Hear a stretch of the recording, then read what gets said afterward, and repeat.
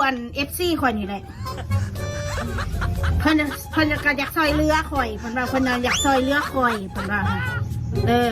อันนั้นก็สิซอยอันนี้ก็สิซอยแต่พอคิดอารมณ์บ่ดีมาบาดได้กะจักสิซอยเห็นหยังครอบครัวกูก็มีอะไรทำนองนี้นะกูสิซอยเรือมันมีหยังครอบครัวกูก็มีสิเฮ็ดหยังกูก็นึกถึงพ่อถึงแม่ถึงครอบครัวกูก่อนก็แม่นแล้วถูกต้องแล้วถูกต้องแล้วให้นึกถึงครอบครัวก่อนสิให้คนอื่นนะถ้าคิดสิให้เขาแล้วก็อย่าไปเว้าพื้นเขารับหลังอย่าหน้าไหวล้ำงอเข้าใจบ่เขาเงินที่เจ้าให้เขาบริเฮ็ดให้เขารวยได้เงิน500,000บาทหรือ500นะบริดูถูกเงินพี่น้องแต่ถ้าให้แล้วก็ให้ด้วยใจอย่าให้แล้วไปนินทาเขารับหลังพอถูกใจก็ว่าดีพอไม่ถูกใจก็นินทาแบบนั้นอย่าหาเหตุหาทำเด้อบอกไว้ให้ซะถ้ามึงเบ้าเข้าหูกูแม้แต่นิดเดียวกูก็สิยอมเบ้านะมึงอยู่หรอกแต่ถ้าเบ้าพูดจาไม่เข้าหูก็จะไปซะก็ไปจะเซิน